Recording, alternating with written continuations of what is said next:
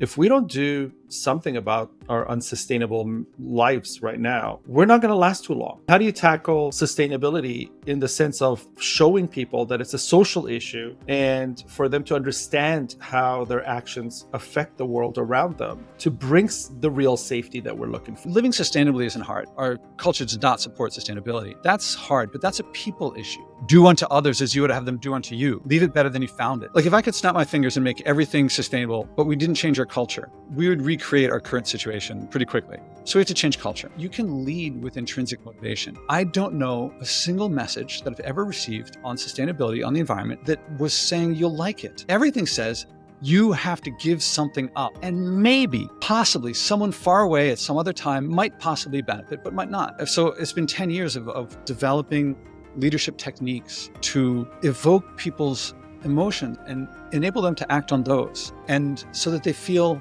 intrinsic reward, meaning and purpose. And when I lead people through this method, overwhelmingly, they do more than they said they would. They come back and say, what next can I do?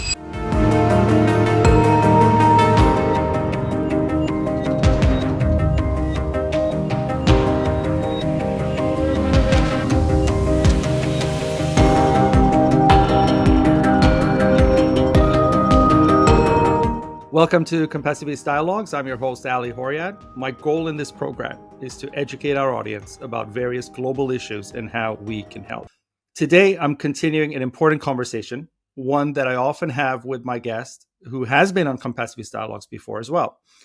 But I really wanted parts of our private conversation, arguments and pain points about sustainability to be shared with the public and spoken out much more loudly than two people in a quiet room. So I've asked Josh to come here again. Joshua Spodek is a sustainability leader and a pioneer with a similar mindset to Compassiviste, especially so in that he believes sustainability is a social issue, which has tragically been misidentified as an issue for science and technology to solve somehow, or even policy alone. He's a captivating storyteller, a leadership expert, and an environmentalist. He wears many other hats as well, which we'll get to in a moment. And he has a game-changing new book, which I've read, coming out soon. Josh, welcome back to Compassiviste Dialogues. And first, before we get into our discussions, I do want you to, for people who have not seen the first episode, for you to kind of give a little background about yourself, who you are, and how you got involved in sustainability, given your academic and professional background. That's a big lot to. First, thank you for having me. Glad to see you again. It was funny because you're talking about arguments, but also fun stuff. And our last conversation was all over the place. And I think that's what led to this one. I'm talking about the last one. Sorry, listeners and viewers, not recorded. You weren't there. Yeah. Right. And because there's lots of places to disagree, but overwhelmingly a common mission. So the very short version is that I grew up, I have no memory of a time when I didn't know sea levels are rising, there's plastic pollution, that we were having all these troubles. I didn't act because, when the Exxon Valdez ran aground and it spilled all that oil all over the place, my family's response was, we put a sticker on the back of our car saying boycott Exxon. So we bought it from Mobil and Shell and BP. And something was like nagging, something was wrong with that. Like, yeah, we felt like we were doing something, but was it really effective in any way? And that was just one little thing. All the excuses we have, all the reasons we have not to act, I had those things. The plane was going to fly anyway, and what I do doesn't matter. I've never heard one from someone else that I didn't think myself. Fast forward to 10 years ago, I did something that, by the way, I would take public transit instead of taxis. I would try to I try not to hurt things. But I also didn't think twice about flying to Miami for a party. I had some really good parties in Miami. And about 10 years ago, I did something that was in no way supposed to change my life. It wasn't supposed to be important at all. I just noticed that I had a lot of garbage, that I produced a lot of garbage in my home. And I just kind of whimsically, there were some things leading up to it, but challenged myself, could I go for a week without any packaged food? And I'd grown up cooking, but never from scratch, not, totally from scratch. And I didn't know if I could do it. There's a whole story to that. But the long and short of it was that, okay, the reasons not to do it. I live in New York. There's great food here. Why would I give that up? It's going to cost more. It's going to take more time. Not everyone has access to the resources that I do. So is this going to scale? Is this going to help the most needy people? It's not going to be social. It's not going to taste good. Oh, man, I'd love to go into all these details. Ask me if you want the details. But exactly the opposite of those things happened. It was less time. Oh, there was a transition period. I had to learn. I had to stick through what I would now call a withdrawal period, but also learning to cook from scratch. And now things are cheaper. I'm improving access for people who don't have it as much. But the bigger thing than the external thing was that I realized that I liked it. I enjoyed, after the period of having a bunch of bland food, not going to cook from scratch, I liked it. And I realized there was intrinsic motivation. So by this point, I'd been teaching maybe 5 or 10 years leadership. I have a book out in leadership. So the leader in me recognized you can lead with intrinsic motivation. And I don't know a single message that I've ever received on sustainability, on the environment, that was saying you'll like it. Everything says you have to give something up. And maybe, possibly, someone far away at some other time might possibly benefit, but might not. And that's not a really winning, then they have to coerce and cajole and convince, which I can't stand. So 10 years from that, so it's been 10 years of developing leadership techniques to evoke people's emotions that everyone already has relevant to the environment and enable them to act on those. And so that they feel intrinsic reward, meaning and purpose. And overwhelmingly, people who do it, I call it the Spodek Method. That's what it's evolved to become. And people really call it the Spodek Method. And when I lead people through this method, overwhelmingly, they do more than they said they would. They come back and say, what next can I do? And if you listen to my podcast, This Sustainable Life, you'll hear, the top-down approach is to work with CEOs, elected officials, star athletes, and movie stars, so that people have role models. The bottom-up approach is to teach this kind of like yoga. There are some people who just take a yoga class and that's it, but some become yoga teachers and some become teachers of teachers. Some open a studio, some open a whole chain of studios. Only when people have intrinsic motivation, when they really like it, when they're not like, you have to do this. Because people feel gratitude when they do it this way. I don't know of anyone else doing it where people really enjoy the experience. All right, I'm over a minute or two. Is that good?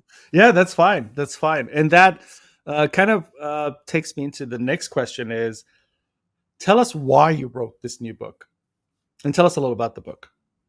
All right. So the book is called Sustainability Simplified, the definitive guide to understanding and solving all, and then in parentheses, yes, all, our environmental problems.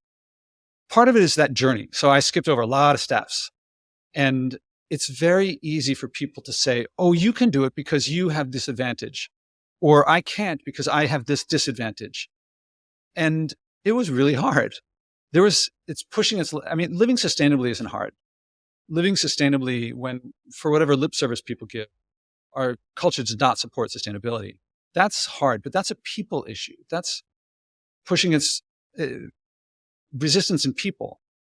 I mean, people live sustainably for 250,000 years, and this is not going back to the Stone Age. It's joyful. I mean, it's more fresh fruits and vegetables. But I had to really find out what inside me. Look, I'm a quirky guy, no question about it. But so is everyone. The reason I'm doing this is not because I'm quirky. It's not because I'm extreme.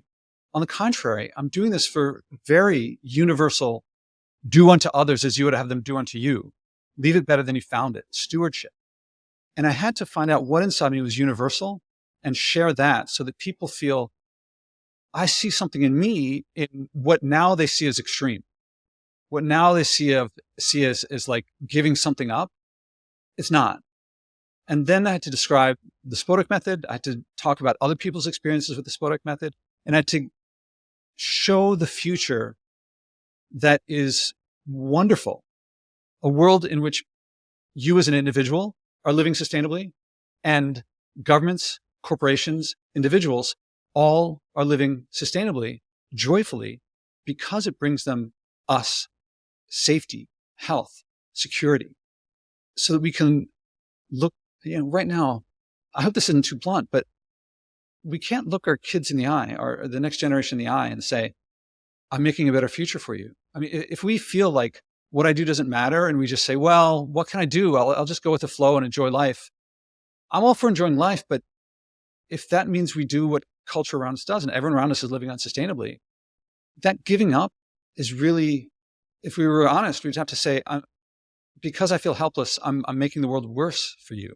I'm making the world less healthy, less secure, less safe for you, the next generation. And the next generation is like, why are you sticking on us? Oh, you have faith that we're going to solve it. Well, that's what your parents said to you. So I want to make people feel responsible but really to see, okay, imagine a world where everyone is living sustainably. Governments, corporations, 8 billion individuals for the safety, health, and security. We're not there now. To get there, what would we have to do? Wouldn't some of us have to go first? Wouldn't some of us have to find a path that shows through experience, not through book theory, that as well, we have to know the science, but through experience, practical experience, knowing what works and what doesn't work, show, here are the steps to take.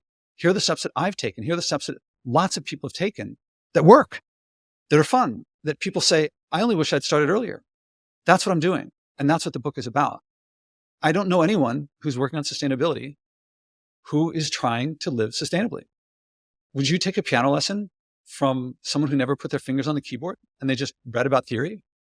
And periodically, they just took out a sledgehammer and just hit the piano with a sledgehammer and broke it and said, well, it actually helps more than it hurts. That's what we have. And people they really think that living with less pollution would make their lives worse. And they've never tried it. They've never tried polluting less and depleting less. And it's wonderful. That's what the book is about. And this really starts with the idea of shifting a mindset of, like you said, thinking that this is a corporate issue or this is a policy issue, or leaving it to the next generation because I'm helpless. I don't know what to do about it. And I think, you've said this before, we're defining sustainability wrongly. We're misidentifying it essentially. And to have that vision of a sustainable civilization, so to speak, a global civilization, a world in sustainability, would require that mindset shift from this idea that there's going to be some Elon Musk or some scientist or someone who's going to come around and say, hey, I found a new solution to make you can live the way you want, but now suddenly it's going to be sustainable. And here's the pill. You take this pill and it works. You're trying to get people to forget that, because that is not the solution to sustainability, and try to make them understand it from a perspective, like you say, it's a spiritual perspective of shifting. How do you think that we can influence people to make that shift? Because a lot of people, I think, appreciate, maybe not the leaders today currently who, to me, a lot of them are in it for the business aspect of sustainability. It's become an industry of its own. It's a giant industry, sustainability. A lot of people make a lot of money off it, and they're not sustainable businesses, essentially. But how do we, there's a whole population that's willing to listen, that's willing to hear, that's willing to get involved. But like you say, they want to kind of follow a path where somebody says, look, I've taken this route and I've reached here and I'm happier, and I'm the example that you can now follow through with. And I often give your example as a person living that way. And I tell people, I have friends in Manhattan and I speak with them and they say, oh, but it's so hard and whatnot. And I said, no. I'm not going to give you an example from, the Maasai people in Africa. I'm going to give you an example from somebody in Manhattan who's living sustainably. And you can go on their website and you can see how they're living. And it's so much further than you, in a way that you could also live that way, because you're also in a financial capacity that can live that way as well, because you can't even bring that up, that I'm in poverty, I don't know, and other questions and other issues. So it's just this unknowing of people, this uneducatedness or this ignorance of people to understand sustainability from the space that you're speaking about. How do you suggest we get people to shift their mindsets? There's a few things there. One, I want to point out that it's not changing to something new. It's really restoring something past. One way, so I'm living off the grid in Manhattan. I'm in my third year. You know who else lived off the grid in Manhattan? Everyone ever up until about 100 years ago. Yes. My fridge, I have a fridge right there. It's unplugged. It's been unplugged for longer than that. Who lived without a fridge? Everyone. Our diets aren't that healthy right now. And actually my diet is much, much fresher now than before and cheaper. And everyone's like, oh, we must have to shop all the time. Frozen pizzas, that's what needs refrigeration and ice cream. But apples and, if I get an eggplant and put it on the counter, it's good for a week, 2 weeks, longer. And actually, you can't quite see it. There's a bunch of stuff fermenting back there. I've learned all these traditional ways. And you mentioned spirituality before. I'll mention a few names of people who lived fairly sustainably. Jesus, Muhammad, Moses, Lao Tzu, Confucius, Aristotle. Paul the Apostle, traveled around a lot, but never by plane. And they found out some interesting things in life that, worth emulating. And they weren't all dying at 30. Actually, that idea, there's all these, culture, one big aspect of culture is unquestioned beliefs. A lot of people out there, including myself up until recently, I thought, well, I don't want to die at 30. Everyone died when they were really young back then. And then I started researching and I found this paper that shows that, I got to get the wording right, but it's the modal age of our ancestors was 78 years old.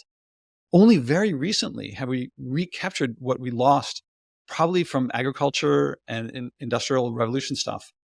And I was like, this is not believable. I can't believe that it was 78, 76, something like that. So I had the guy on my podcast, and the guy did the research, and he's an anthropologist, and he lived among the Tsimane and other indigenous cultures anyway, so there's all these unquestioned beliefs. Frankly, I don't know a way of getting people to question these unquestioned beliefs except methods like the Spodek Method, that if you walk someone through to do something and everything about them says, if I do this, I'm not going to like it, and then they like it, their own personal experience is that forces them either to either I was wrong then or I'm wrong now. Something's up. Giving people factual information doesn't do that. Giving people more science knowledge, there will be some, if it hits them at just the right time, that'll influence some people. But much more, it's leading them through an experience that will give them a different result than the beliefs that they're generally acting on would lead them to think and feel. That also means I don't know. All right, I know that everyone that I've worked with has some motivations and emotions relevant to the environment. And people who grew up in the mountains, it's often different than if they grew up by the beach, and it's different than if they grew up in the city and it was a park that was near them. But there's always something. There's always something that's deeply resonant. But I don't know what it is for each person because everyone has a unique history. So I have to start, before I can suggest what to do, I have to ask them and find out I have to be humble. I have to listen to what is relevant for them and then enable them to act on their personal, unique, intrinsic experience and motivations. If I try to motivate them by imposing my motivations or my emotions or my expectations of what I think they should be or could be, or I've worked with 10 people like you, I know what you are, that doesn't work. So giving people facts and numbers, coercing, cajoling, convincing, all of those things generally will lead people to push back and say, you don't understand me. If you understand me, you wouldn't have said that. And because you don't understand me, I better tell you what's what. It's much harder to lead. Look, I'm no Dalai Lama. I'm not President Eisenhower or Nelson Mandela. It's much more fun it's hard to listen when I feel like I know exactly where you should go. I know what you should do. I have to be very careful thinking and feeling that way. It's much more, who is this person? What makes them unique? What are their experiences? And actually on my podcast, when I ask people to share what the environment means to them, that's my favorite part because it's unique for everyone. And they talk about their experiences on the beach or the mountains or with their pet or whatever it is. It's wonderful. And everyone's got it. So there's lots of leadership techniques in there. If your model is the typical Americans and leadership is like the Tommy Lee Jones character in the movie, when he comes in, it's like, okay, you do this and you do that and you do this and you do that and you do this and you do that. In crunch time, if a team has worked together for a lot, that can work. But then you got to go back afterward and clean up the mess of telling people everyone what to do. Mm-hmm. Practically, there's a lot of leadership. Okay, for someone who doesn't know leadership and doesn't know science, I'd rather they learn leadership than science, because the science is pretty well established. So for me, like, do I try to teach more science to leaders or more leadership to scientists? It's a challenge. We got to learn both. It's not easy. It is deeply, deeply rewarding. The connections we make this way are wonderful. So, see, the thing with sustainability for me is it's an existential issue right now. I mean, there are people tackling a lot of other issues in the world. There are people trying to resolve a war. There are people trying to solve hunger, whether it's in LA or in Africa or wherever it may be. And I look at sustainability as this umbrella problem right now. Whereas even if we were to have peace around the world, no wars, no conflicts, and we were able to feed every soul in this world, so there's no more hunger. If we don't do something about our unsustainable lives right now, we're not going to last too long. I mean, it would be ridiculous to solve all these secondary issues right now and not pay attention to the primary concern of being able to make it into a few other generations. But I find a lot of people aren't looking at sustainability in that way. I think they've compartmentalized it to kind of like a secondary issue where it's just carbon emissions. It's just like one aspect that is being vocalized a lot and it's pushed through the media a lot, and people are losing the understanding of what sustainability is. And so how do you tackle that? I mean, how do you tackle sustainability in the sense of explaining to people, or in a sense of showing people that it's a social issue, and for them to understand how their actions affect the world around them to bring the real safety that we're looking for? I mean, that's, to me, at the end of the day, if we're all living sustainably. Quick example, right now, there's a lot of conflict in terms of migration issues, whether it's people from Latin America coming up into the US, or whether it's people from Africa migrating into Europe. There's a lot of conflict, there's a lot of tension building up. And I think this will just exponentially grow with the problems of unsustainable living around the world, because a lot of populations will get hit harder and they will want to move to places where the standard of living is potentially better. And so we can't cram everybody in New York City. We can't cram everybody in London. So people need to understand that their actions in New York City and in London affect the rest of the world in a way that we can't just resolve it with policy or with putting up a wall or borders, or putting an army to shoot people down who are coming across the border. So how do you actually target this? How do you find a solution to this problem? Well, I got to go back. I mean, there's the book and there's the workshops based on the Spodek Method, and it's experiential. And there's no, this is before the question. So getting people to the Spodek Method or getting people to the workshop is essentially where my question lies. How do you get people to the workshop when they are ignorant about this is the way to sustainability? Do you get what I mean? It's not, I think at the point where somebody is willing to do the workshop, they're willing to at least gain an education, whether they accept it, whether they go with it after they've done it, whether they don't. That's a matter. That's a secondary matter. The primary matter is, how do you get them into the workshop? How do you get people to understand that, first of all, sustainability is an issue, because almost, a good percentage of the American population alone doesn't even believe we have a sustainability problem. So how do we get people to kind of, come into this space? To change global culture. All right, if we that's the question. If we don't change culture, like if I could snap my fingers and make everything sustainable, but we didn't change our culture, we would recreate our current situation pretty quickly. So we have to change culture.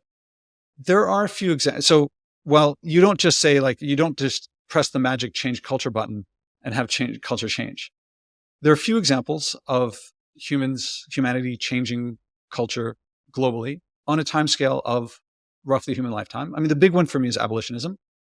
And it wasn't easy. There are a few, slavery had existed for over 10,000 years. This is before the written word. And there were many people who felt it was natural and good and right.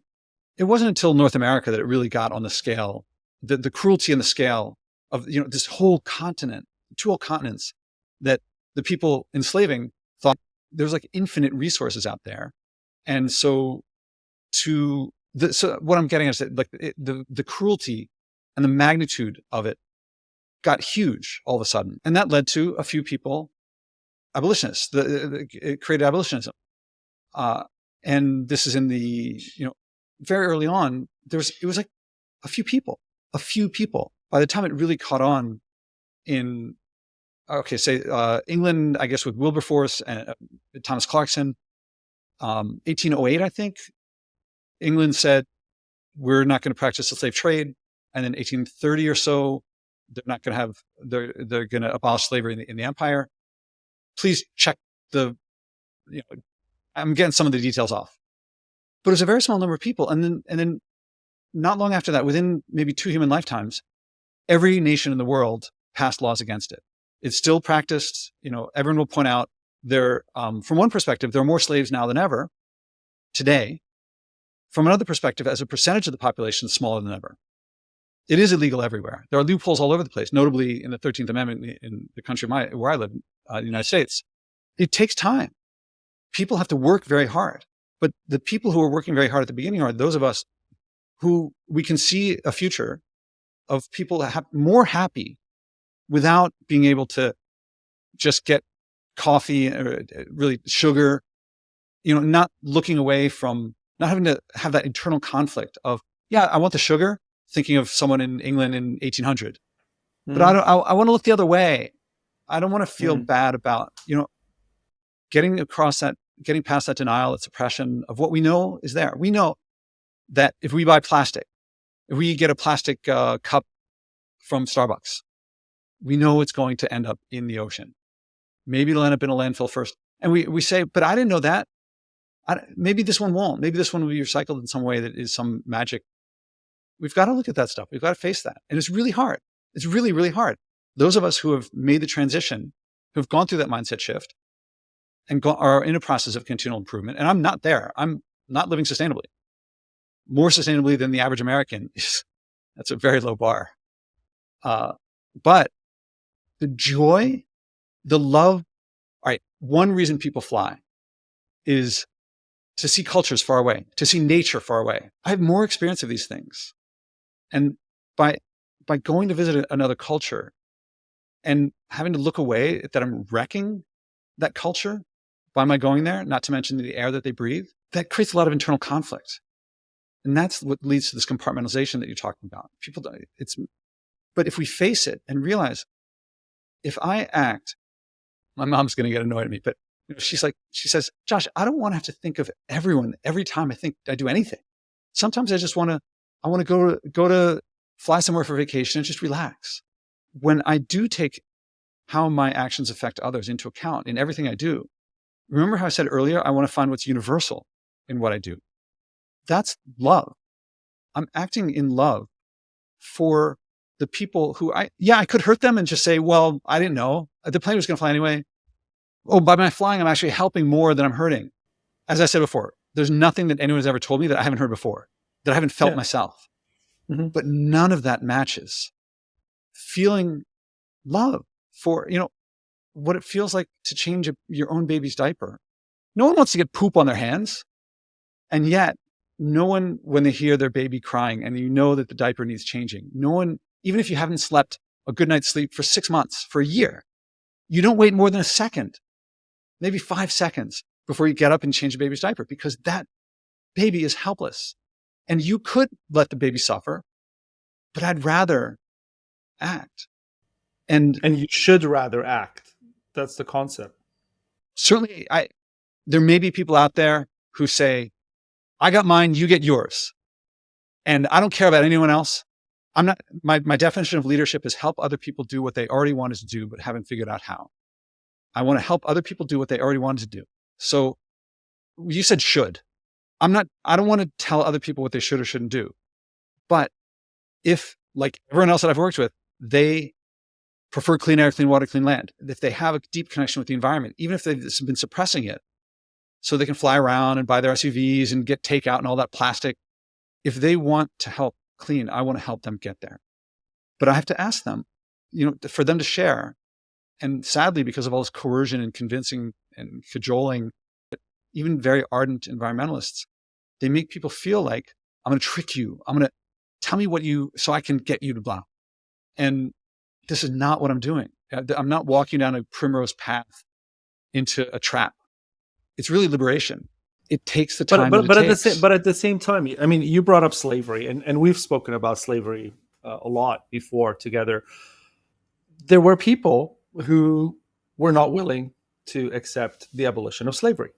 And so, given, the American Civil War wasn't only about slavery, and slavery was just a part that got thrown into the mess. But there were people like Abraham Lincoln who were envisioning a world without slavery, right? They were envisioning this future that could be. And there were people on the other side who were not envisioning this future, not because they couldn't see it, but because it wouldn't serve them well. When you say the should or I'd like to help, I think there comes a point where your unsustainable life should be criminal, in a sense, in the same way that your preference for slavery should be criminal as you advance through the mindsets, through the cultures, right? I mean, we're a place today, like you said, all countries in the world have abolished slavery, so to speak. And it would be really criminal for a country to reinstate slavery into their national policy and say, no, we've readopted slavery. We think it works best for us, and this is what we're going to do. That becomes a criminal issue. I mean, I can't see other countries standing by and saying, okay, that's fine, and we accept it. I mean, we do accept slavery when it's not written as a law, but we wouldn't accept it if it's written as a law. So in the same sense, do you not agree that unsustainability is, in a sense, an immorality, and immoralities eventually gain ground to become criminal in a sense? Well, before we talk about passing laws, to make something criminal means passing a law. You got to have overwhelming popular support first. And right now, the support is for looking the other way. Now, yes.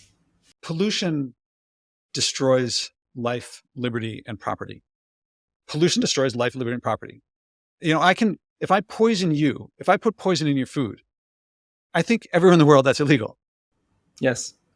If I put poison in the air or in the water, that I know there's no question illegal. It will make it into that, then somehow that's currently legal. And in fact, governments, I can speak for the US government permits the destruction of life, liberty, and property. Even Milton Friedman, Frederick Hayek, the most limited government free market types, I've never come across one. There's a few things that I've never heard disagreement. Common defense, adjudicating disagreements on contracts, protecting life, liberty, and property. I haven't heard people say government shouldn't do those things. I mean, maybe there's some anarchists I haven't met, but if you believe that government should protect life, liberty, and property, what happens if it does not? If government permits, and when I say permit, it not only allow, but also literally issues permits. My government issues permits for people to do things that destroy life, liberty, and property. It gains power as a government, as bureaucrats within the government. They gain power to influence, they gain control, they gain money from doing the opposite of what, as far as I know, everyone agrees government should do. Talk about a moral hazard. It's growing in power and size from doing the opposite of what it's supposed to do. If you ask me, I think government should protect life, liberty, and property. When people talk about climate anxiety, they're attributing it to climate, but the climate is responding to our behavior, our polluting the environment, our polluting and depleting. The anxiety comes not from what's going on with the climate. It's knowing that others with impunity can do things that can make money, can profit from destroying my life, liberty, and property. Well, most people don't think of it that way. I just know that someone else can act with impunity and hurt me. Now, this is something that was solved hundreds of years ago in the Enlightenment. And for those who say, oh, that's a bunch of dead white men, as it turns out, a lot of this Enlightenment thinking came from when Europeans went to the rest of the world and found out, because Europe at the time was the opposite of democratic. It was where you're born, that's your status for the rest of your life. If someone above you tells you what to do, you better do it, because otherwise the power of the states get you. And then they go out and they find in North America and all over the world, there are these places that are living much more democratically, and it starts working their way in. And the US Constitution, which talks about protecting life, liberty, and property, multiple amendments, we figured it out. Like, don't stop that. You can swing your arm as much as you want, but not if it's going to hit me in the nose. We figured that out. That's why it's a social issue. It makes sense why people would look to science and look to technology, because we learn about the issues from scientists, and technologists are happy to say, I can fix your problem. But we already know the solution. Don't allow me to destroy your life, liberty, and property. Allow me to do whatever I want. If I can unilaterally choose to make some product, and in the making of that product, I'm releasing stuff into the environment that we know will hurt other people's life, liberty, and property, that is not a free market. That is a coercive market, because no one consents for their child to be born with a birth defect. No one consents to getting cancer. If I do things that cause those results, I'm coercing people. That's not a free market. And how do you make a free market? You have to have a government that, among other things, protects life, liberty, and property. And if we have that, then the answers will come through entrepreneurship, innovation, genius. People looking at problems and saying, how are we going to solve that problem? And I can't predict how awesome the world is going to be when we have a more free market and people acting on their values, inventing and coming up with things that I couldn't imagine. But they can't be things that destroy life, liberty, and property. That's already been the case. We know that if we want to come up with some drug, we could easily test the drug faster. If we didn't care about people's life, liberty, and property, we could just do roughly the equivalent of the Tuskegee experiment, where they told people they're helping them while they had syphilis, and they could have cured it with just a little bit of penicillin. Well, they found stuff out that they couldn't have otherwise, but we don't do that anymore. And we regret that we did that. And the ramifications of that the repercussions are still happening. Okay, so that's not allowed. You can't say the ends justify the means. You can't do something like, this one's weird. If two people have kidney failure and you find one person, and they say blood type and whatever, and you find one person, and you kill that person, take both of their kidneys and give one to each, you save 2 lives at the cost of 1. That doesn't work. We can't do stuff like that. You don't want to live in a world where someone might just kill you to take your kidneys. So the solution is social. We figured it out. It's old. Don't allow me to destroy your life, liberty, and property. If you consent, okay, that's your business. If you say, sure, throw your garbage on my lawn, I'll throw my garbage on your lawn. And I suppose, what if we want to go to Mars? That affects everyone. That's a lot of pollution. I don't know if you ever looked up how much pollution a rocket causes. Maybe you could get some sort of sustainable fuel, but maybe some entrepreneurs could get together and figure out, how can you get the whole population of the Earth to consent in some way? I could see that happening. To say, all right, we'll accept a certain amount of pollution in order to reach Mars. Go for it. If someone could figure out how to make that consent happen. Is that what Musk is doing? No. There's roughly 8 billion people minus a few billionaires who haven't been asked to consent, and they're being affected. They are being affected by those decisions, and the governments are profiting from it. Mm-hmm. Not a free market. You're right. It's not a free market, but the problem with changing social culture today becomes exactly as you just pointed out. The concentration of money and therefore coercion is in the hands of a limited few. And this group of limited few don't take it upon themselves to follow that methodology of saying the consent of the world. And when we don't live in that collective mindset, then in a capitalistic format, and I'm talking about not just the economic version, I mean, opportunism as capitalism, it comes down to, it's fine that the world is breaking down. It's fine that everything's suffering. It's fine that we're deteriorating. But eventually what's going to happen is billions of people will die, and the most powerful and wealthiest few million will remain alive, and pollution levels will drop naturally because billions of people have died. And, we will have some kind of equilibrium. There is that mindset out there in the world right now today, that this is what free market is. I don't I don't agree with that at all. I agree with what you're saying, but it's a tough sell when the predominant mindset and the predominant spirituality is the worship of money. How do you propose to get people around the essentials of life? Because I'm not just talking about wealthy people. I'm not just talking about a bunch of people in Manhattan who are wealthy. I'm also speaking about poor people in slums in very poor countries, developing countries. And at some level, and I've seen this myself, at some level, they are willing to give up their health and their safety, and they don't even have property, but they're willing to give up certain parts of their liberties and rights in order to receive food or in order to receive some kind of sustenance.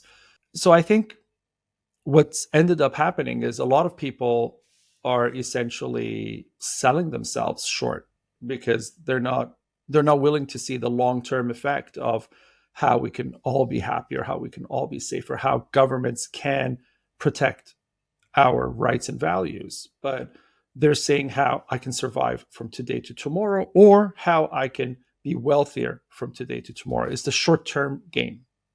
Is there a way to res- shift that? Is there a way to speak with people in your way without coercion, to attract people to a space where, hey, this looks a lot more fun than what I'm going through right now, and it's healthier for me? Yeah. It would have been nice to take the book, and if I could say it in 30 seconds, I would do that. It would be nice if I could show that I could go to the future and show the headlines of a different world than people are expecting and bring that back in time. I don't have magic. I can't do that. I just got to tell you, it takes time to change a culture. And for those who listen to this and say, well, that's a pie in the sky, and I'm not in on that. Okay. That's their business. But there are those of us who are acting first, and there are abolitionists who acted first. And some of them made the history books. I mean, there were Oskar Schindler. We know his name because he didn't do what you're talking about. All the other factory owners did. They were like, well, what can I do? And, it's funny. He was a card-carrying member of the Nazi Party. And later on in life, when he was after the war and he wasn't doing well financially, Jews helped him out. He wasn't great. He was doing the best he could. Muhammad Ali, when he avoided being drafted to the U.S. Army because he didn't want to go to, his life was not at risk. They weren't going to send him up to the front. He'd just be used to get war bonds and things like that. And he was at the height of his career. And, now people look back and like, oh, he's the greatest of all time. And he was certainly a great boxer, but, shut up and box. Stop being like, that was the army that had beat Hitler. This was pre-Vietnam. I mean, it was Vietnam. And he took great personal risk and he came out on top. I love this. He had an 8-0 decision from the United States Supreme Court taking on the entire United States government that he won, that they overturned the conviction for him, avoiding the draft. There was a family that hosted Anne Frank. Most families didn't. Which do you want to be? Yeah, it's risky to host a family. Mm-hmm. Well, a lot of us want to be the ones who, and oh man, Harriet Tubman, she got free, went back south. Right. She couldn't change her skin color. Right. And not only, later in the Civil War, she helped win battles in the Civil War because of her ability to scout and to meet with people. But also, there were times when she said that the people hunting her, when she went into to liberate slaves, she went back into slave territory, and apparently people passed within feet of her. Feet. All right, most people don't want to do that, but most of us don't have to do life-risking things like hosting a family in Nazi Germany, or I guess it wasn't Germany, but under the Nazis. It's eating fresh fruits and vegetables instead of zoof. And it's at the beginning, the low-hanging fruit is really, really low-hanging. And to find out that there's joy in it, I do not miss flying at all. There was a period where I did, for sure. I mean, now and I don't miss packaged food. I have more experience of culture. I have more fun. There's a lot of challenge there's a lot of challenge, but it's the people, the interactions with people saying like, oh, you're so extreme. And oh, yeah, I come up with their excuses like as if, but then when the person comes back and this is what I've been looking for my entire life. People say that to me. Well, it takes time for that to go out from the few abolitionists to the whole world. And you're asking, what I hear you asking is, how long is it going to take? It hasn't reached me yet. It's reached you somewhat. I mean, that's part of why we keep talking. But there's a lot of things that we talk about. And I'm like, you cannot do that thing that pollutes and depletes. And you're like, well, but, and you're not there yet. At some point, you'll be there, somewhere where I am. And your question will be, how can I help others? How can I how can I implement this more?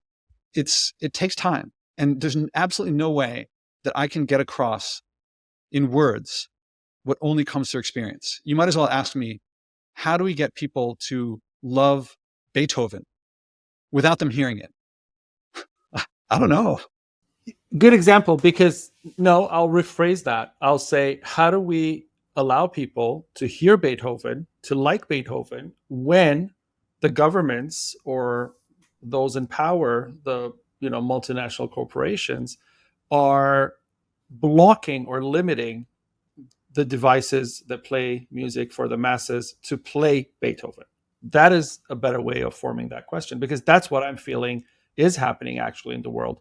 When you're stepping out or other people are stepping out to try to make the world sustainable or to try to add more weight to the sustainability discussion, there is a lot of counter. And that counter happens with a much more powerful political force and economic force. And I feel that is what's really hurting the discussion more than people not wanting to be a part of it. I think a lot of people live in fear, and I've learned to accept that people will live in fear, and not everybody, like you said, will be the family that hosts Anne Frank's family.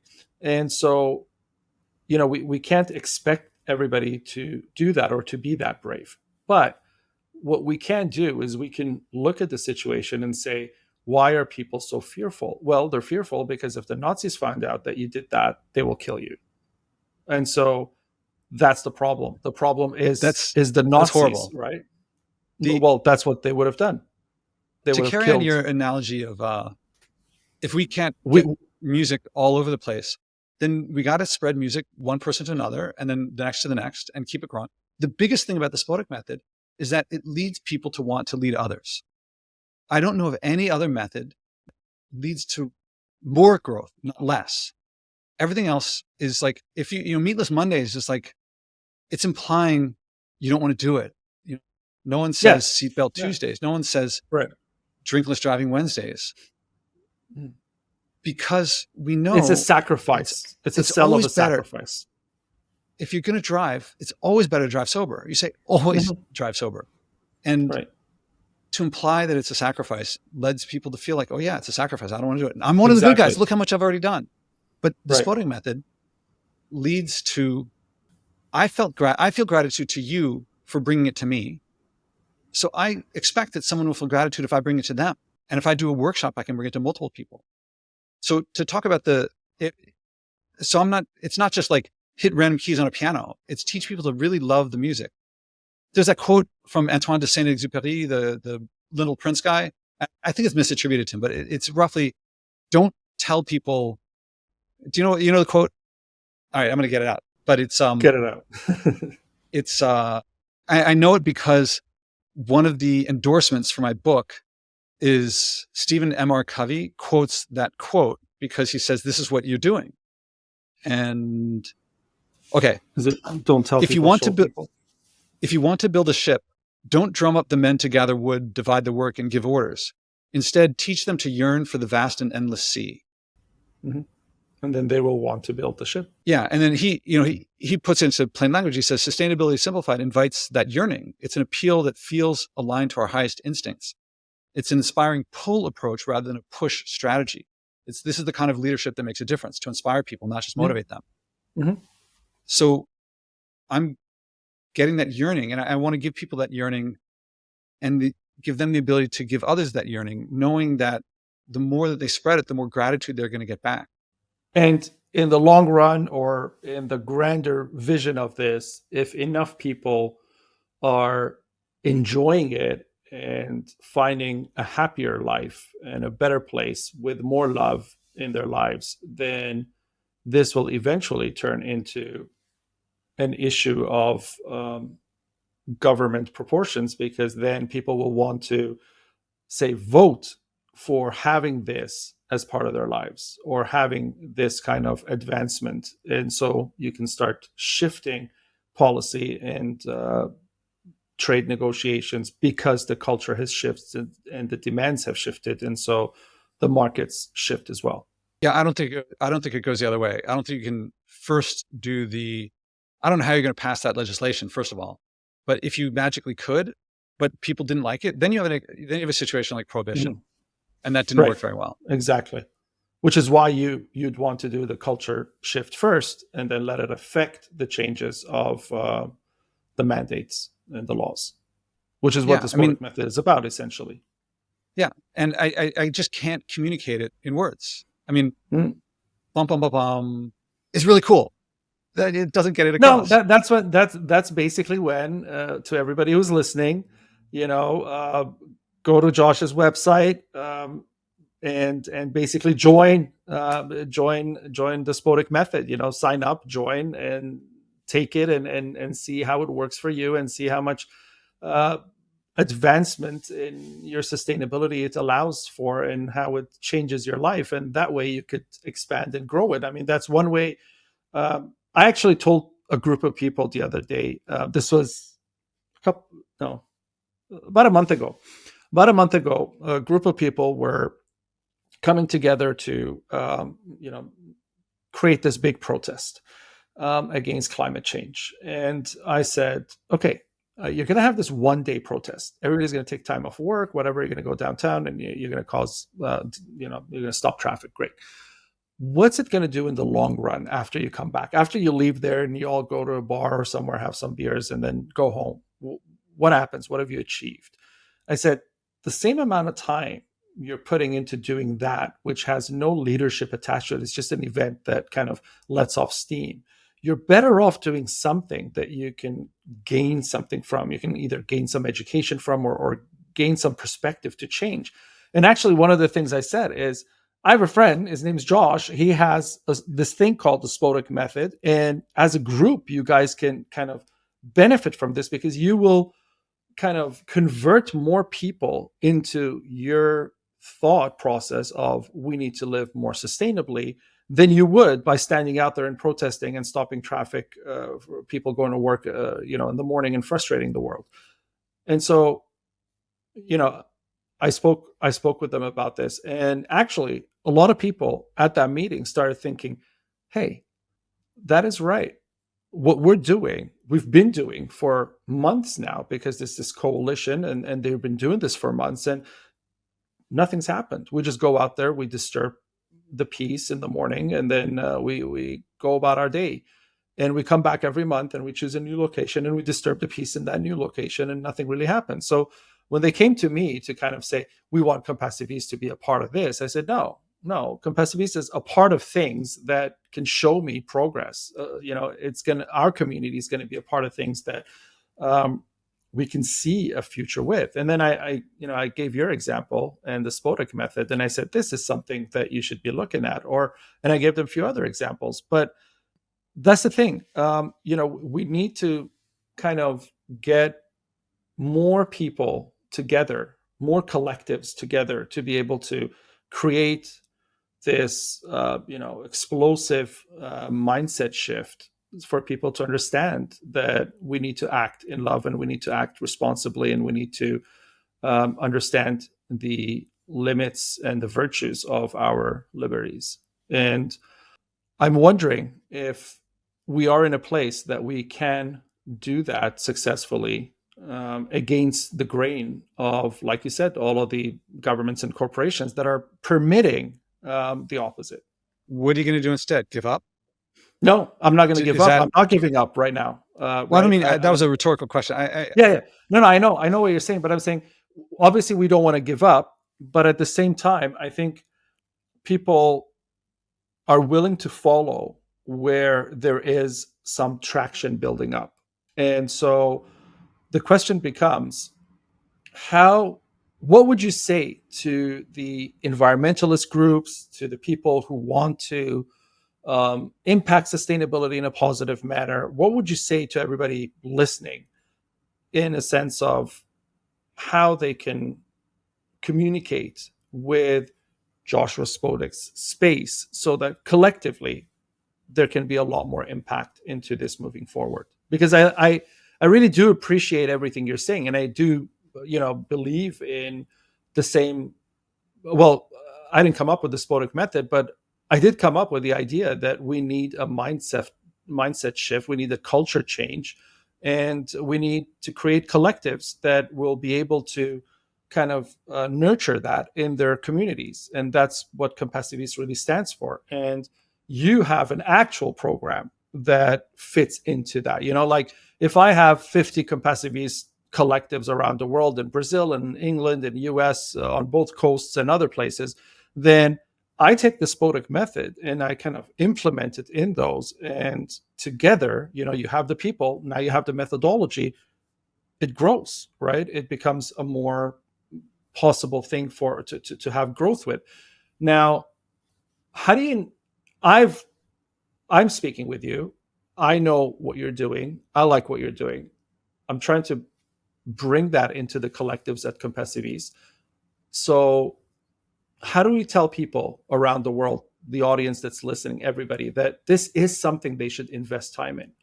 We got to have more fun. We got to have a better How time. do we have more fun? Here, I'm going to tell you a story, and then I'm going to tell you a different perspective. So later this afternoon, one of the things that came about from my not using grid power, especially over a couple of winters ago, was it was dark in my apartment, and so I started volunteering more around my neighborhood. And one of the things I do is I pick up food from stores that have overstock, and I bring it to this community fridge where people can take it for free. And I've been doing that for a while. There's a whole community that forms there. It's lovely. It's wonderful, the people who are there, both the people who are getting food, the people who are delivering food, and there's a lot of overlap between those. I could tell lots of stories about that being wonderful. But lately, someone connected with the farmers market. And for the first time, we're picking up farm fresh. At the end of the day, the farmers could either take the stuff they haven't sold and compost it, or they can give it to us and we take it to people who are needy. Well, anyone can take it. So sometimes people aren't needy, but it doesn't go to waste. And it's the height of the summer. It's what I call the glory vegetables. And a lot of people, some people don't have kitchens. Some people don't know how to cook from scratch. Some people don't know what to do with an heirloom tomato. And even the volunteers who bring the stuff over don't recognize it. And they get all bruised and destroyed. So last week, after everyone took whatever they wanted, there was a bunch of heirloom tomatoes. These things, they'd be really expensive at the farmer's market. I don't buy them because they're expensive, but I'm not going to let them go to waste. And a bunch of them are like liquid because they've just been jostled around so much. So I took home something like, I don't know, a dozen, maybe 20 heirloom tomatoes, and a lot of them are bruised. And so I'm not using my fridge. So I got to eat them quickly. So what do? I'm like, I don't know. So gazpacho. So I had like several days in a row, I'm just eating a whole bunch of heirloom tomato gazpacho. If I just walked a few blocks to Soho and sold them in a restaurant, it would be like $20 a bowl. And, you can say, oh, Josh, you're privileged or stuff like that. Well, first of all, that's what happens when you have high demand and low supply. You have high prices. So there's low supply of farmers markets. If there are a lot more farmers markets, the prices would drop on these things. You can't fight the market. That's the way things, but in this case, I'm not trying to get this stuff, but it's going to get thrown away. I'm not going to let it go to waste. And I'm trying to help people learn how to do it themselves too. Oh my God, heirloom tomato gazpacho is amazing. And there's all these herbs and things that people are also not picking up. And I hope in the future, prices on these things to drop so they're much more accessible. And there shouldn't be all the places that sell all this packaged stuff, in my opinion. And so now I really have to invite people over to have more and more of it because I can't go through it fast enough. And this is an oddball, unique situation. I don't expect to be like the long-term situation, but oh my God, this stuff is delicious. And look, I used to love Doritos. And back when I ate or consumed, I don't call it eating, consumed Doritos. If you gave me the heirloom tomato gazpacho, I would choose the Doritos because the gazpacho, the flavors are nuanced and complex and subtle, but much more. And it also doesn't make you want more, whereas the Doritos are designed to make you want more. Likewise, on the sweet side, as opposed to the savory side, apples used to be, in comparison to Ben and Jerry's, bland. Now, apples taste sweeter to me than Ben and Jerry's used to. But it doesn't make me want more. And I don't regret having it. I don't feel guilty. And by the way, my volunteering per week is still less than the average American per day uses social media. I don't use social media. I'm kind of playing around with, at the end of podcasts, a lot of times people say, okay, where can people find you on social media? And I don't know the right wording. I'm going to practice it with you. Never before tried on a podcast. Here's what to do. Go to your phone and the app for Instagram, the app for TikTok. Go to those apps, delete them from the phone, walk outside, enjoy the day. If it's raining, feel a few raindrops on your face. That's how to find me with social media.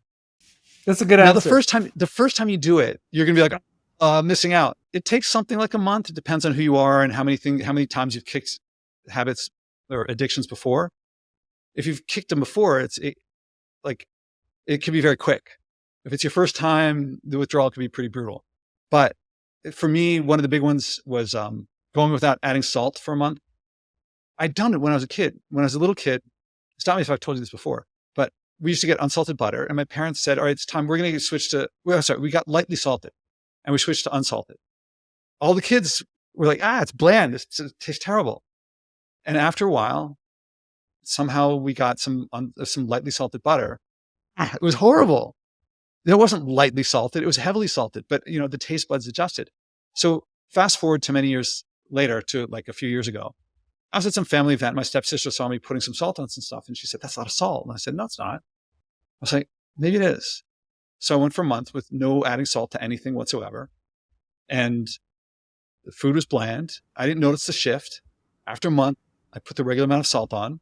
I knew what would happen. And yet I was shocked at how salty it tasted. Mm-hmm. Mm-hmm. And this is what happens when we stop polluting, is we feel like we're giving something up. Oh, but I want to see family far away. We always associate the flight to the family. We forget about the flight that took us away from the family. The people who fly the most spend the least time with family, not the most. They get that jolt of oh, I'm going to see someone. Oh, well, I love what you've done with the place. Bye. Right. That little Christmas, Thanksgiving thing. And then we get deeper connections, more culture, more experience of nature, saving more money, helping more people that are helpless, that would be hurt, that we could do our best to put them out of our heads and say, oh, I got to tell you, something I've been thinking about. Those beliefs that say, what I do doesn't matter. Only governments and corporations can make a difference on the scale that we need. All those things. I'm actually helping more than I'm hurting. It's not that we believe those things and therefore we don't act more sustainably. It's we don't act, therefore we believe those things. We believe those things. Those who meditate or pay attention to how their mind works, there's a part of the mind that recognizes this internal conflict and says, get rid of that internal conflict, do whatever it takes. Mm-hmm. And then the rest of our minds is like, it's like a glass of water in the middle of the desert. This feeling of like, there we go. That's the answer. But we don't first think the plane was going to fly anyway. How can I get on that flight? We say, how can we get on the flight? We think of like, I want to go to that party, or I want to go to see Machu Picchu, or I want to go visit my grandmother. And then we think, and we know, we've all seen the headlines. We know what's happening. The sea levels are rising, global warming. People are displaced from their land, becoming refugees. Oh, I value family. What about the family that you're displacing from their land? What about the family whose kids are now in the mine to get the minerals for your battery and things like that? Oh, I meant my family. Well, what about family? If you really value family, you get more of these things, not less. Yeah, there's going to be a transition. There's a transition where when the butter tastes bland, where you have to figure out how do I increase my interaction with my family, even though I'm not pushing away how I affect others. And you want to know How do we get people across that? I cannot answer that in a way, like talking about, all I can do with you is talk, going back to the analogy I think, of musicians. I can right, talk music theory, but I can't. right. And let me say something. I think what happens here is maybe it's because it is such a pioneering space. Because I actually gave this example once. I don't know where I was speaking, but I gave this example where I said, imagine um, you and I go away for a year traveling the world and we eat really unhealthily. We're just having McDonald's and drinking and everything. And we come back home, go on the scale, and we're 100 pounds heavier and we're obese, and um, we're not feeling comfortable, we're not breathing comfortably, and all these problems. And we go to a doctor and we have all these other problems, health problems. So now there's that stage of getting back into a healthy lifestyle and losing that weight, and kind of becoming happy again in your health. The end goal, maybe a year or 2 years later, is you've reached that space and now you're happy, you're breathing comfortably, you're running around, everything's beautiful, you can go on your bike again. But that process is going to have its moments. Getting on a treadmill at 280 pounds of fat is not going to be fun in the beginning, but it will gradually feel better and better, and you see your times improving and you see your health getting better. And so you experience it as you go along. However, in the health example, we have previous examples of these before and afters, or pictures that we've seen, or friends that we've met, or other people, or role models, or leaders who have turned their lives around and become healthier and live a happier life now. Whereas in the sustainability space, we really, I guess we don't have that yet. That's why maybe you can't answer it, is because That's you what I said can't at the say, beginning. Someone's got look to, at, doesn't for someone has to, example, yeah, someone's got to go exactly. first. Someone has to, And right. Someone's got to jump into that pool first and then tell people what temperature the water is. Yeah. So I have to correct one thing about the, you said getting on the treadmill at 280 pounds with a lot of fat. It's much less, exercise doesn't help nearly as much as Diet. consuming less doof. And what I'm talking about, the equivalent there would be learning that, getting to where the apple tastes better than Ben and Jerry's, getting to where the tomato, it doesn't have to be the heirloom tomato, just tomatoes in general taste better than frozen pizza. When that happens, it's a matter of time. The addiction you'll still feel the tug for the Doritos. Now, I don't feel a tug for Doritos anymore, but I still feel tugs for some things, but less and less and less all the time. Right. That's why I call it liberating. It's very freeing. But Yes. you did lead me to realize something that I left out that's very important. The Spodek method helps people get off of zero, to get from no motion. In the long run, community will influence far more people than any little technique.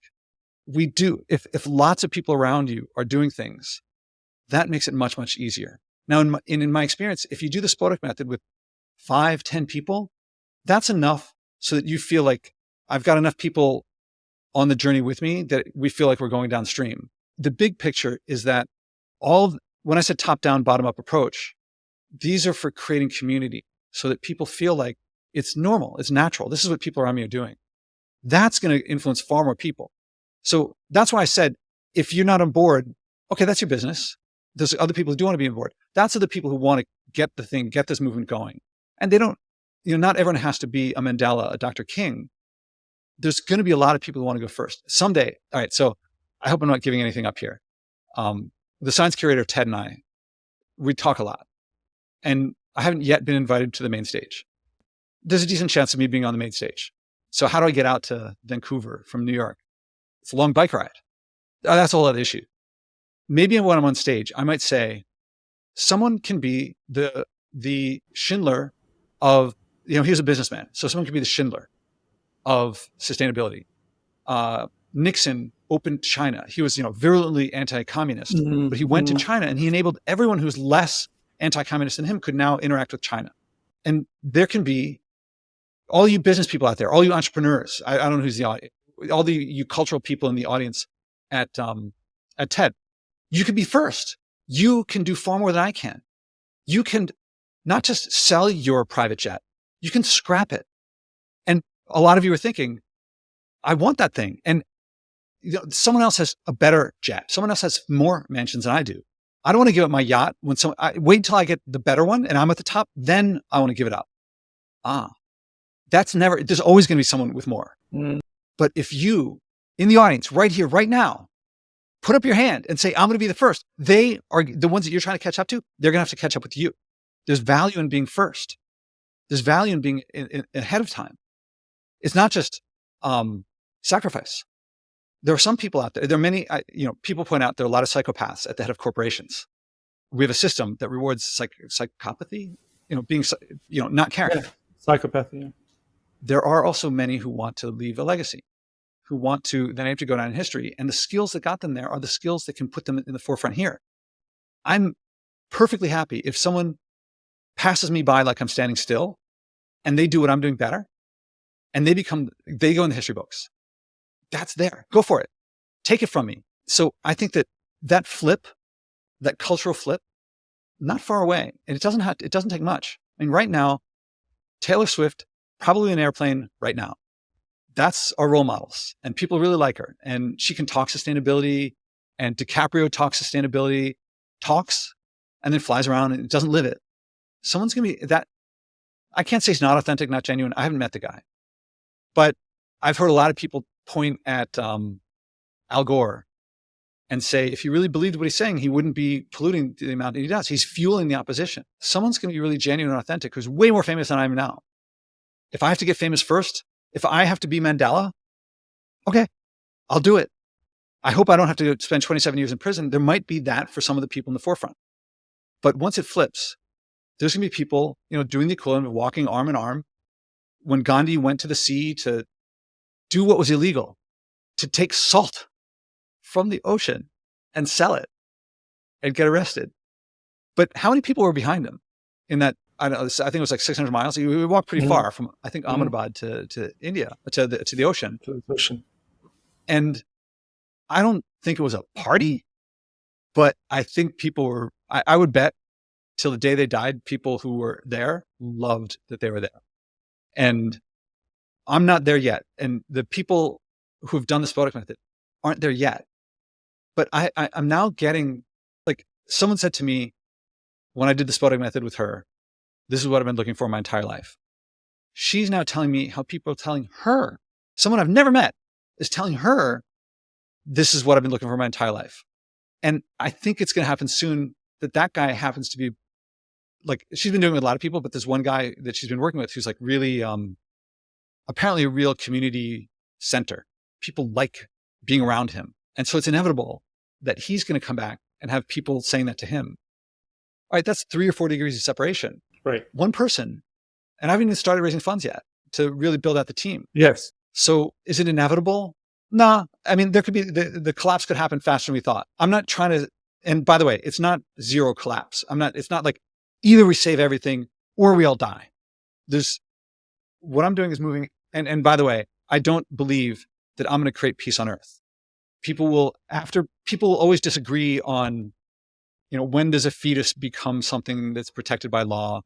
What's the right amount of guns? What level should taxes be? Should there be single payer tax, healthcare? These things I don't know. That's what a democratic process is for. But with regard to, are we going to go off this cliff together? I think I want to bring us to a place where we look at, no one says this red light, these double yellow lines, they're impacting my freedom. This is unfair. This is unjust. We say, yeah, to me, the difference between freedom and liberty is freedom is do whatever you want. Liberty is, well, you have to take into account how that affects others. And we have more liberty for that slight encroachment of freedom. I think people at 3 a.m. when there's no one around and they can see in all directions that there's no traffic anywhere, they still stop at the red light. And when we go to a country that doesn't enforce the laws, we're like, oh, this is kind of scary. I want them to enforce it more. Not that I want to impinge more on their freedom. And I think we can get to a place where people feel like if you see someone crossing double yellow line, you're like, don't do that. And if we see someone polluting, we're like, don't do that. Mm-hmm. There could be a child. There could be an accident there.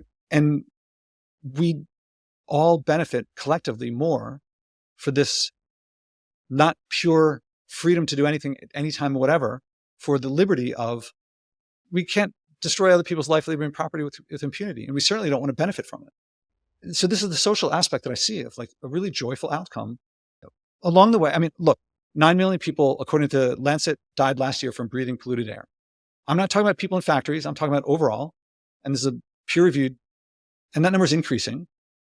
That's roughly the number of all the slaves that lived in the United States until the Civil War. That's per year, 1 year, and it's increasing. So I can't change the past. I can't change a system faster than it can be changed.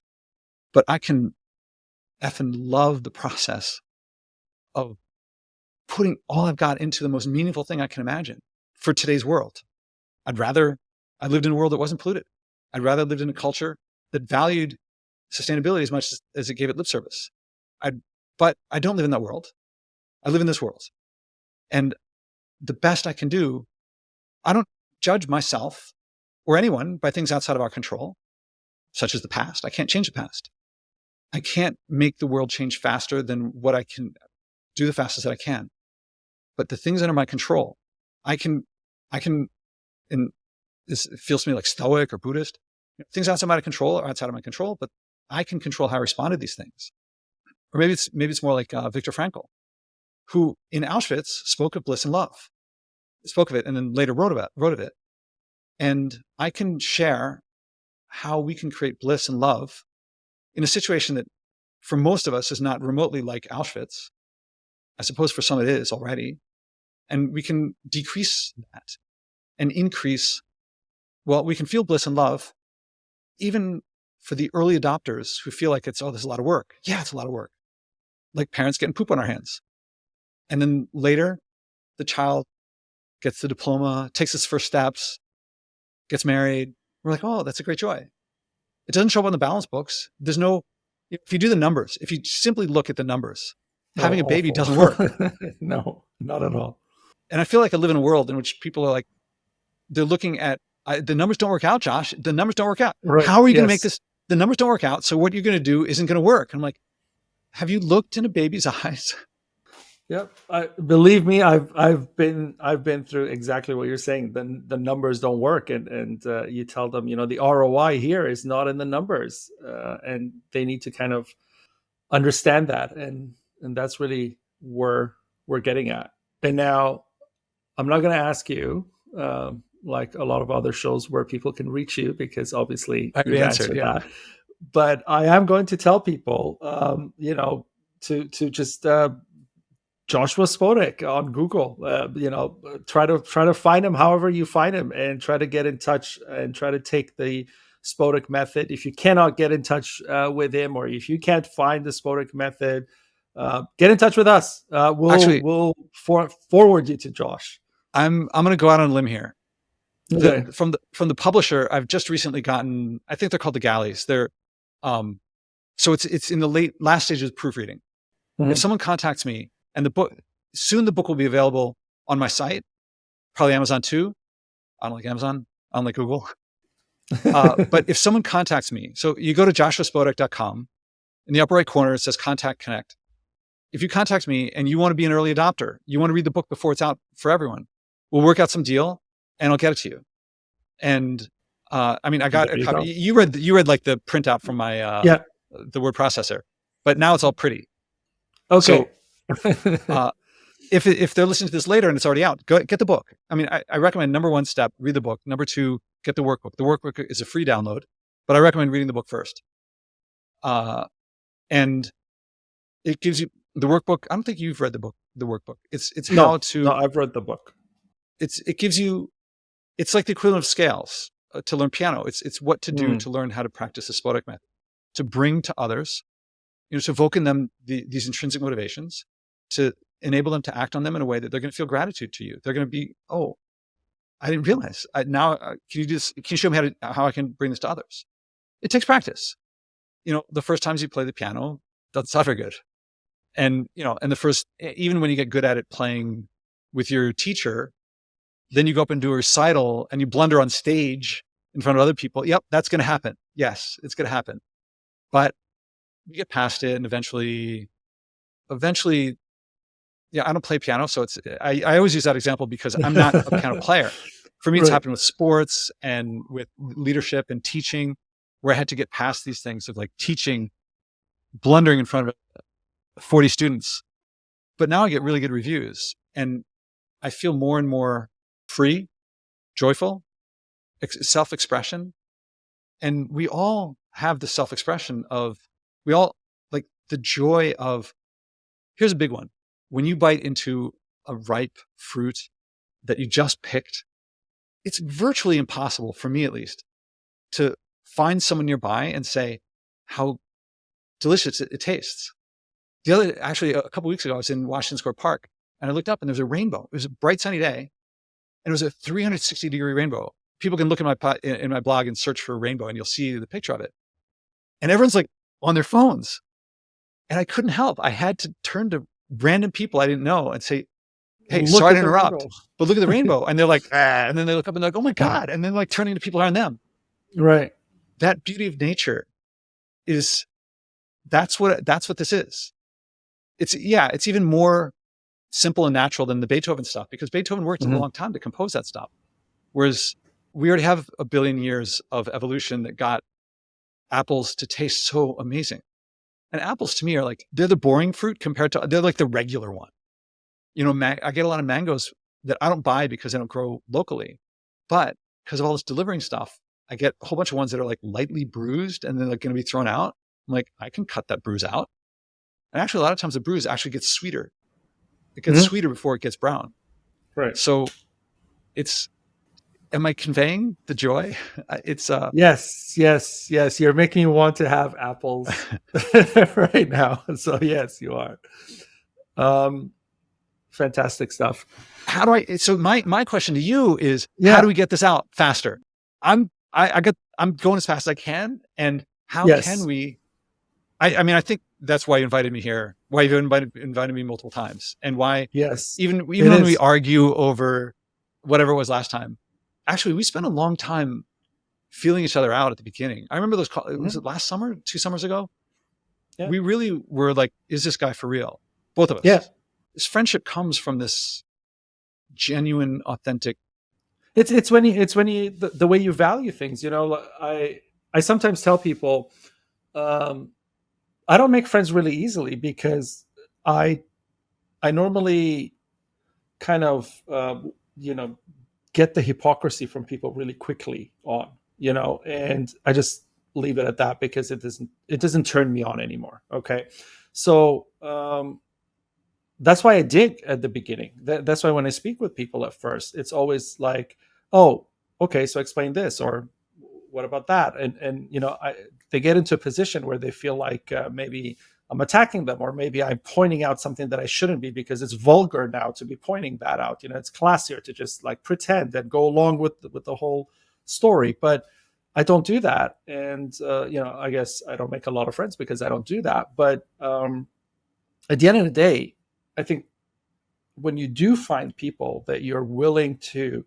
bring into that circle, and when you're willing to put your trust on and faith and kind of try to push what they're doing alongside yourself and promote it and grow it, like you say, that's when you find genuine partnerships, genuine friendships, and genuine relationships, because there's truth there to hold on to, and that's a real big value. And you mentioned earlier Leonardo DiCaprio. I'll give you an example. People often come to me and they say, oh, he talks the talks, but he doesn't walk the walk. And I say, well, he's an actor. He's getting paid to talk the talk. It's not just on the silver screen. It's not just, when you go and buy popcorn and you're watching a film and he's there and the movie's about sustainability, for example, Don't Look Up or whatever. And then it is also on the stages that he speaks on. He gets paid, whatever the sums are at different stages, to go up there and read the script or speak of a certain way and be that actor. You are Mr. Leonardo DiCaprio now, in same name, cameo presence, but you're going to act this way as cameo in this space, on this podium. He says, okay, he goes and he does that. Then he goes out and, like you say, jumps on his private jet or other people's jets and travels around the world. That is his true self. So in a way, he is also not hypocritical. Not that he's right, but he's not hypocritical in the sense that he stands on the podium, he speaks the language of the sign that's behind him that paid him, the sponsor. He speaks their language. But then he goes out and he says, I don't know if I really believe in this in my personal life. I'm just going to jump on my private plane. I have more respect for somebody like that than for somebody who comes out and pretends that they're sustainable. They're walking the walk. They're talking the talk. They're getting arrested at different places, and they're all over media for being the sustainability guru of the world. Yet they're not doing anything for sustainability. Sustainability has not advanced an inch ever since you became the so-called media leader of it.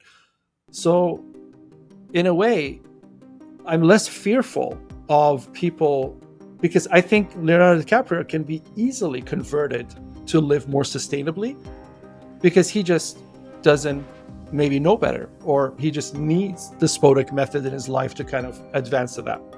Finally, people, read the book, do the workshop, and then go and do the Spodek method. Thank you, Joshua Spodek, for speaking on Compassiviste Dialogues, and thank you for your influential and distinct viewpoint to sustainability and the necessary yet lacking leadership in the world today, and aspiring to be that leader of influence. To our audience, please subscribe to the Compassiviste Dialogues channel and share. All links to Joshua Spodek website and Compassiviste are listed below. We're here to help change the world together. I'm Ali Horia.